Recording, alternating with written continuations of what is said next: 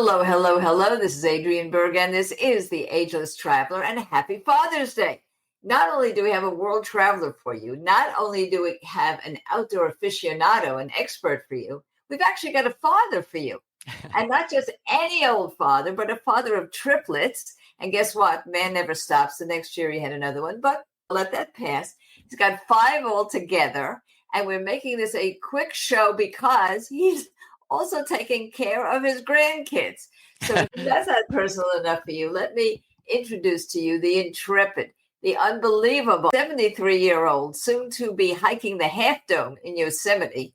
We'll tell you all about that.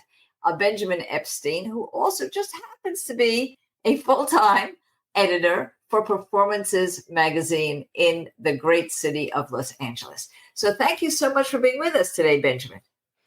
Pleasure to be here, Adrienne. It's pretty exciting because you really are a triple threat, and this is what we're going to talk about. We'll certainly talk about your upcoming trip, the Half Dome.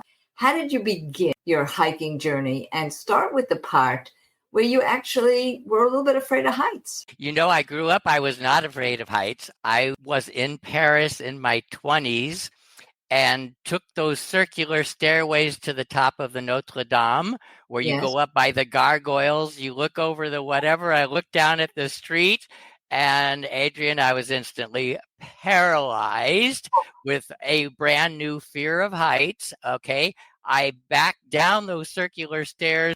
I went backwards on my hands and knees. Okay. I crawled back down those circular staircase, okay, to get back down to the street or wherever you then go normally.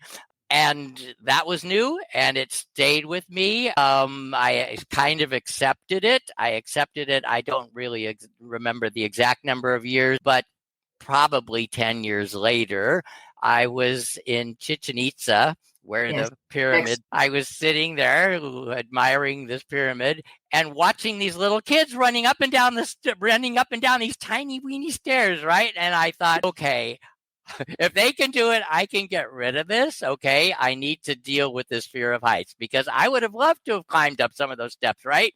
So anyway, I came back. I took up skiing. You started with skiing. There's a lot of trauma therapy that people go to with regard to heights, but you picked a sport then out of your fear of heights. Did it just go away right away? Oh, heck no. First of all, to this day, were I to go skiing today, being on those chairlifts is still the worst part. No, I really, really got into skiing, eventually becoming double black. What happened was you start to become a little bit of an adrenaline junkie, I guess, right? Like I'm a walking addict. I'm a walking addict. You're a walking addict, yes. Absolutely. If I don't walk, I get antsy and a little nervous. I go.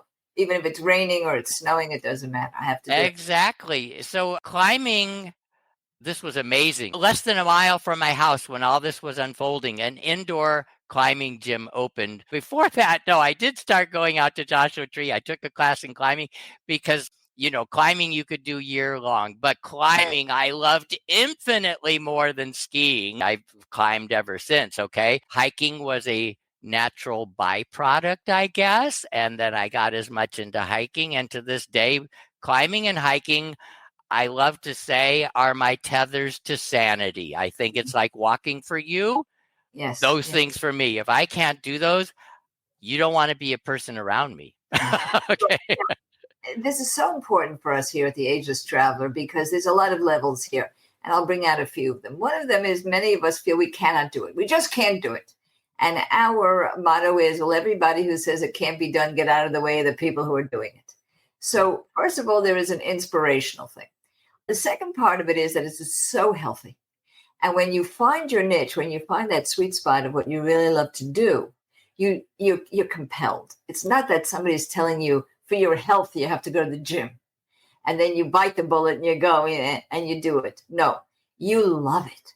And that's fantastic. And that's what I'm hoping will be inoculated for some people out there, even though they haven't found their niche. It's a long way from managing your fear of heights to being featured on the travel section of the LA Times for climbing the Matterhorn.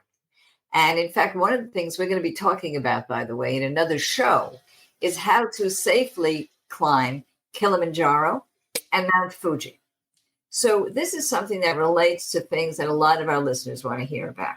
That's a very serious thing to do. It sounds like fun, but it also sounds we'll never be able to do it. So give us a little bit of a background of that particular one before we get to the Half Dome, which is in the future. Okay, well, I have to tell you, the Matterhorn, we could do an entire episode about that adventure, okay? What you just brought up is absolutely true. And in fact, the night before the day the day before the day I went on the Matterhorn, a guide and his climber were killed, okay? Oh. And part of doing the Matterhorn, you stay on the side of the mountain the night before. Trust me, you never sleep because you have 30 other people in the same room snoring, okay? So I never slept. And the night of, we had an electrical storm. This is a stone hut. I'm telling you, you could see the light from the lightning coming through the stone. It was so horrible. All the other guides, everybody was so sullen. Anyway, none of this was adding to my comfort doing this thing, which was unlike anything I'd ever done before, right? You start in the middle at 3 a.m. with headlamps. So your guide gives you a rope belay on much of this. Actually, they give you a test. You go do another peak the day before. I don't know if they still do this, okay? But when I did it, you had to show you could climb another peak before you could do this. So we went and did that the day before. Also, I'll tell you, I will never, ever forget this. Once we did get to the top, there's a very, very, very, very skinny ridge from this point to the summit, okay?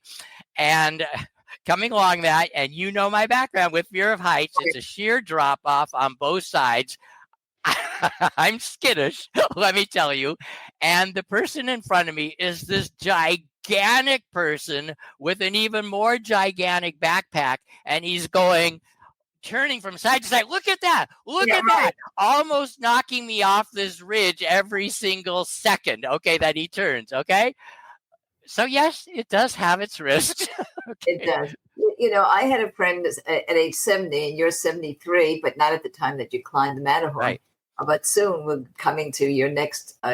She climbed Kilimanjaro and with a Sherpa. Her guide was a Sherpa. Mm-hmm. And at the top, she didn't know this was going to happen. He took out a flag that said, "Mama made it."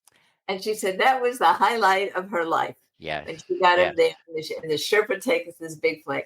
And we have felt some of that when just in Machu Picchu, just getting to the top of Machu Picchu, which is tiny. You know, it's chump change compared to what you do. Mm-hmm. But it is that wonderful euphoric feeling.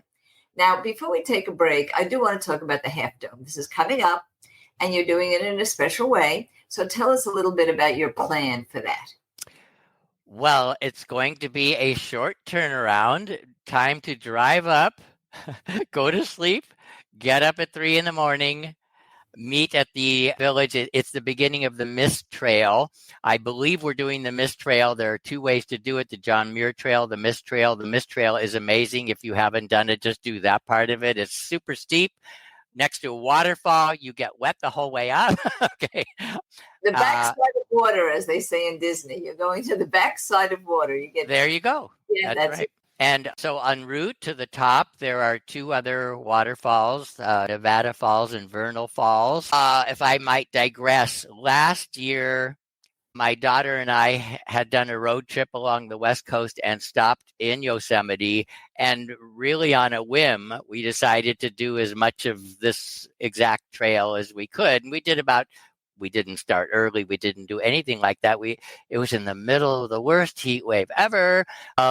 And we did 2/3 of it, okay? We started way too late to do all of it. And you have to also have a permit, which is so agonizing about this whole thing. And we didn't have that, so we didn't worry about that. But my best memory of this, and this is worth repeating, they should design all hikes like this, because at the top of where we got to, 2/3, there was this like ice plunge. And we were in the middle of a heat wave in Yosemite. It was so hot. We were working so hard. And to get into that at the top of a climb, that's heaven. That is heaven.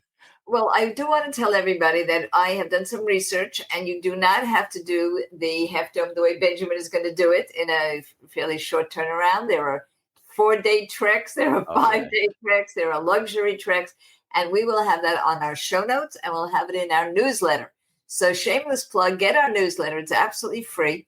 All you have to do is go to agelesstraveler.com, and you can get ours. A subscription comes every single Tuesday. But next, in the Tuesday where we're airing this show, you will see how to do a Half Dome in a reasonable way, because Yosemite is a fabulous park. Now, how do you think how long are you going to take to do Half Dome? I don't know in hours, but it is going to be a single day. It will be up and back. We will start about 5 a.m, and I assume we will be back by dark. I do want to also plug Free Walkers. And for those of you seeing some snippets of this on YouTube, I've got my Free Walker shirt on, which does something similar, but walking. 50-mile walks. It does start at 3 a.m. It ends, depending on how fast or slow you are, with a lot of rest in between and a lot of fun in between. But Benjamin, we don't have a plunge pool. We've got booze 2/3 of the way. All right, guys, we are going to take a little bit of a break, tell you cruise news you can use, and we shall be right back. Don't you guys go anywhere. If you've been thinking about a cruise, I've definitely got you covered with Cruises It. Now, we have just become affiliated with them. And who are they? Well, Cruises It is the top agency for all the main cruise lines and some of the less known cruise lines as well. Cruises It has access to booking space that's been open years in advance, so you can get the best cabins. That's just number one. But they also make the prices lower. The cruise lines give Cruises It their own exclusive agency discounts. And if you're not from the cruise line, they have their own agency discounts that would apply as well. So you get both any discounts you would normally get on the cruise line, plus additional discounts that are given exclusively to Cruises It because they bring in so much business. On top of all those discount perks, when you book with them, you get the best rate guaranteed. And this is because Cruise Fare Watch system takes place. Now, what Cruises It does is it tracks the pricing until the final payment date. So you keep in mind that to get the best rate guaranteed, you have to use my site. We have affiliated with them specifically. I sat down, I met with them in Tucson, Arizona. I met with Marianne Weather. We've now become good friends. She gave me a direct line, not only a link, which you can certainly use right away, but if you have questions, even a specific phone number. Cruises It offers this not just to anyone that is one of our followers, but if you have friends and family, you can bring them in too. So just take a look at the show notes, and you will see our dedicated phone line and our dedicated link. Happy sailing. And now we are back, and we're back with Benjamin Epstein. He's been giving us just a wonderful story, an inspirational story first of how he was able to power his way, we would say powering his way, through his problem of height issues. And then it led him to really become an addict for, in the best sense of the word, for hiking. Now, he's had other experiences, and one that I didn't even tell him I wanted to talk about is an experience close to my heart, and that was with the orangutans in Borneo. I'll tell you later why it's so important to me, but tell us that experience, because you put it in your bio because it must be something that you remember all your life. I do. That was an amazing, precious experience. I was staying in a lodge in a somewhat remote area of Borneo. I think the object was to go visit these bat caves. And the first morning I woke up, the lodge owner came home carrying an infant orangutan. And apparently a tree had fallen on the mother, killed the mother, and the baby was still alive. Brought the baby back. We didn't know what to do, but we figured we should feed it milk. We obviously didn't have baby bottles on hand, okay? We were feeding it milk from our fingers. And then the lodge owner knew. I did not know this, but across the country was the Sepulak Sanctuary, where orangutans who needed a home or recovery, that's where they would go. And he said, well, can you bring the baby to Sepulak? And I said, okay, okay. Well, this was amazing.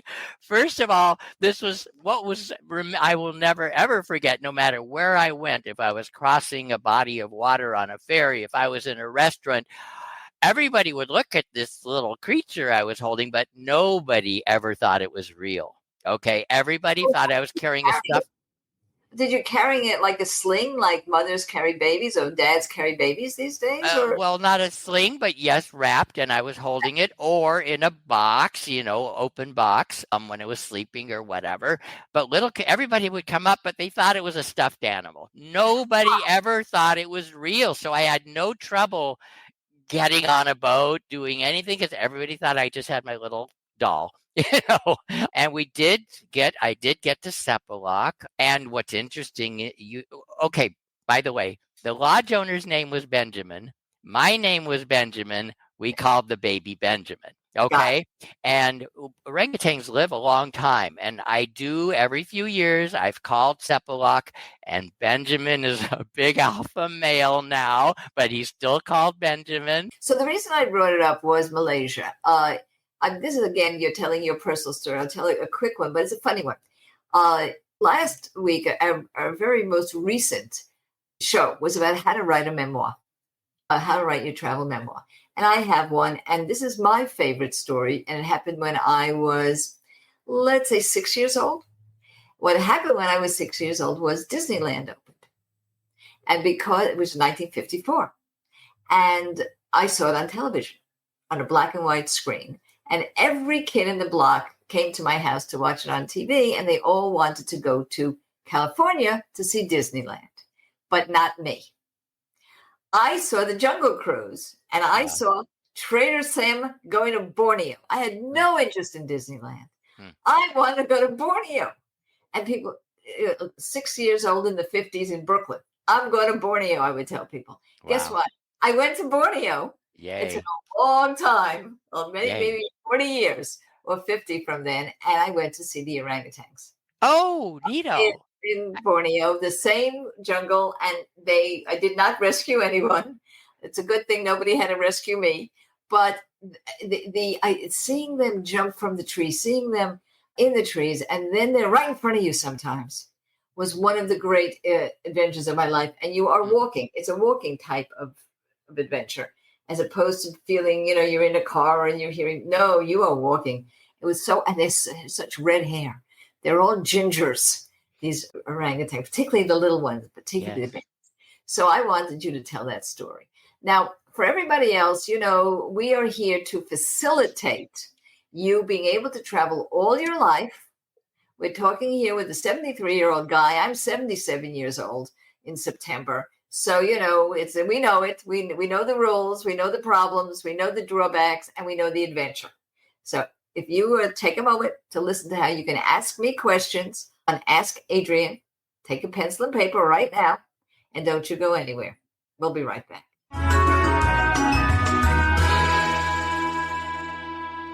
For many years, I had a radio call-in show, almost about 20 years. I'm very used to hearing your questions and answering them. And if I can't do that, I have a battalion of experts who can. Do you have questions about travel, about volunteering, perhaps just about volunteering, or even your next step in life after retirement? Well, if you have those questions, please ask Adrian. Very simple to do it. Go to fanlist.com/agelesstraveler. That's fanlist.com/agelesstraveler. You'll see it in the show notes. And ask me by text, by voicemail. It's free. We will get back to you. And if we get enough questions, we'll start to live stream, and you'll be able to ask me on the air. fanlist.com/agelesstraveler.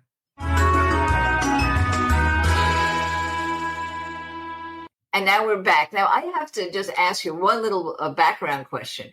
We have something on this show we call Travel Bros, men who travel. And this is really part of our Travel Bros series, my interview with you speaking now with Benjamin Epstein, and he is the editor of Performances Magazine, which is an LA culture vulture type. You probably, if you've been to any performance in LA, you probably read this magazine. But he loves travel, obviously. You're hearing that. Most men do not. Did you know, Benjamin, that's 25 to 63% of solo women who are traveling are married? And the reason that they are going solo is their husbands do not want to travel anymore. Go figure. Go figure. So Wow. I get to hear a little giblet of your philosophy, because all my travel bros are very special men in that respect. What's it all about for you? You mean, why do I travel? Yes, because so many do not. Oh. So many your age, even travelers. When I do ask the men why they don't travel, they have no trouble telling me. I'll tell you what they say. They say, I traveled for work so much I'm burned out. That's what they Well, all then say. they do travel. They did, but they Yeah. don't stop. But you didn't stop, no matter what. No, this has been a lifelong thing with me. I've actually been traveling my entire life. Okay, so it's not like something new happened. Traveling after retirement. You were a traveler all your life. I think this will relate somewhat. I'm a dining writer, okay? I write for several publications, Irvine Standard, Newport Connection. And people often, because I go out relentlessly, okay, people often say, what's your favorite restaurant? And I have finally realized my same answer every time is the one I haven't been to. Right. Okay? It's the same as travel. I just have a thirst for the unknown, okay? And if I'm not kind of broaching a new frontier, I feel stagnant, okay? And that I think that applies to travel, dining, anything else in my life too. Nothing stands still. I recently took up ping pong. Okay. Oh, yes. Well, I have to tell you, I'm on a one-woman fight against staying on the pickleball court all day long. There you go. Because I like people to also start to volunteer, and take up brand new things. And so that's part of this too. But I have to say that in terms of healthy aging, we are told by neuroscientists that curiosity adds years to your life. Period. Just curiosity. Now, in our cases, it's curiosity about places. We want to go places and see things, but it could be curiosity about art. It could be curiosity about literature. It could be curiosity of any type. It's very propelling. It's very motivating. And I think that's a great lesson here too. And I do have to ask you just one thing about performances. We have something called not date night. Not date night. It's for people who are married or have a relationship that's very long, as many of our listeners have, married many, many years or together very many years, and they want to go separate just for a night every week. And we call it not date night. And one of the feedback I get all the time is, I'm going by myself. I feel funny. I feel funny going to a show by myself. I feel funny going to a restaurant by myself, but I really want to do it. It sounds cool. So you have covered in a very big city, LA, lots of restaurants, right? Lots of experiences, and also the performances where you edit for Performances Magazine. What would you tell somebody who, for the first time, and you're one of those people in a relationship, who says, I'm just going to go by myself to one of these restaurants or to performances? Is it accepted? I mean, you've been writing about it and observing people for years. Adrian, I do this all the time, and I'm going to address them separately. I don't know if you are aware of this, but my background is in classical music. The first writing I ever did was as a classical concert reviewer for the LA Times, okay? Yeah, and you also teach piano. Until this last Monday was my last day. But yes, I teach piano. My college degrees are in piano, etc. My background is classical music. My wife has grown to appreciate classical music, but if I say I really need to go hear this Mahler Fifth Symphony, she's staying home. Okay? And she understands we are just different. And then the flip side of that coin is, for the dining writing I do, I dine out relentlessly, and She cannot do that. And I understand it's just too much. Not to mention when I'm there, there's a reason I order what I order. Maybe that's not something she likes, so it often happens that I go out by myself. Yes. We have the same issue. I love jazz, and for my husband, it's noise. So I do tend to be at a jazz club once a week, and that's interesting. A woman alone at a jazz club. I have no problem with it. Maybe because I was an only child, I did a lot by myself. But I do find that solo travel is something that sometimes we have to get over, particularly at our ages, because there are a lot of people who stop traveling, even our best friends. So we end up having to go by ourselves. And I just want everyone to know that it's okay.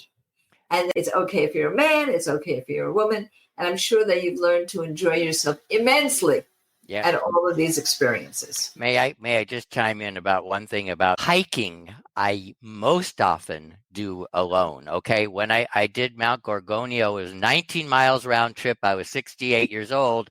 I soloed that. Okay. I guess I have no problem being with myself. Right. But I love that alone time, and I love people too. I think you can just enjoy both immensely, right? But yes, I love to meet new people on solo trips, but I have to tell you, my ears are very good. I can hear eavesdropping conversations a mile away. So sometimes I meet and know a lot about people and they don't know. I know. In fact, I wrote an article, and I'm going to put it in our newsletter, called "Don't Talk About Your Gallbladder at a Restaurant," because I can hear you. And I don't want to hear that you had a sebaceous cyst while I'm eating the tiramisu. Exactly. We will be right back. You're going to have some fun information about Father's Day gifts. Don't you guys go anywhere. Well, we have solved the biggest problem of Father's Day. Yes, happy Father's Day. Take a look at agelesstraveler.com. Look at our travel discount page, and you will get the solutions for what to buy Dad. For example, intelligent threads. These are wearable shirts and socks, even robes, that allow Dad to feel good in his body, whether he's cycling, walking, playing pickleball, or simply watching television. How about for his trips, whether they're business or leisure? He doesn't have to schlep luggage anymore. There's luggage free, getting his luggage safely anywhere in the world and insured. While he's packing, let him use Trip. These are wonderful little mesh bags. He'll never have a wrinkled shirt or tie again. That is Tripped. And empower Dad with the gift of positive speech with one of my courses, Speak Out Communication, so that he can move, touch, and inspire anyone, anywhere, at any time. There's a lot more on travel discounts. Happy Father's Day. And now we're back, and we're wrapping this up, but it is Father's Day, a show. And so I have for you Benjamin Epstein, who is a father of 5, 3 of which are triplets. And of course, he's a granddad, and a very devoted one, because pretty soon he's going to get off the air and go help babysit too, and take the grandkids to the park with his wife. So I want to talk about something on a personal level. I love to travel. I have a 7-year-old granddaughter and a almost 3-year-old grandson. And I'm having trouble persuading my kids to let me travel with my grandchildren because they think I'm irresponsible, Benjamin. That is why. I'm not kidding. Just because we ran out of gas in the middle of Mexico. I don't know why. Right. So, yes. And I'm serious. I'm dying. I know that my 7-year-old, let's say in 2 years, when she's 9 or 10, she'd love to go to Paris with me. And they do travel a lot, but a cruise, a Disney cruise, that kind of thing. How about you? You have also little grandkids. They're not perhaps ready to travel without their parents yet. But do you have an ideation, a dream that you'll be able to travel, a hike with them and so on? How would you handle that? Because we have a lot of people who want to do that, and they find that their own adult children are resistant to the grandparent travel. Okay. My adult children have not overtly come out and said that, but I think we will break it in. I think we will all travel together to begin with, and probably something with very few variables like a beach in Hawaii, but the parents would be there.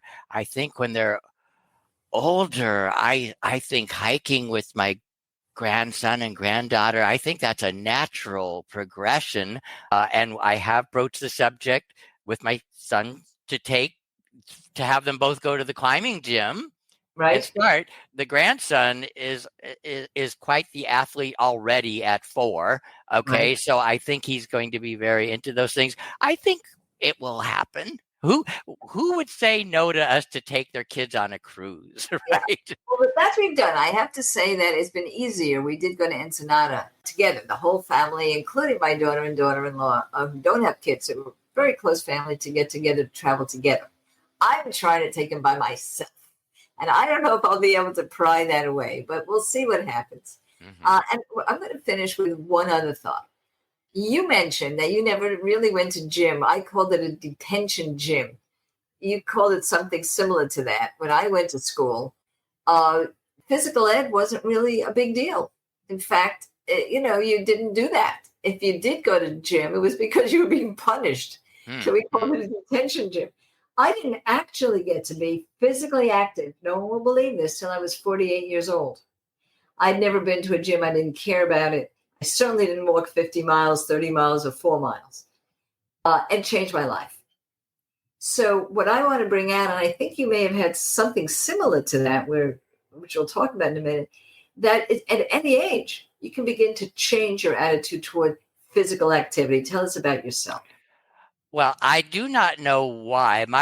My self-image growing up, I I think I don't know why, but I thought I was a klutz. Okay.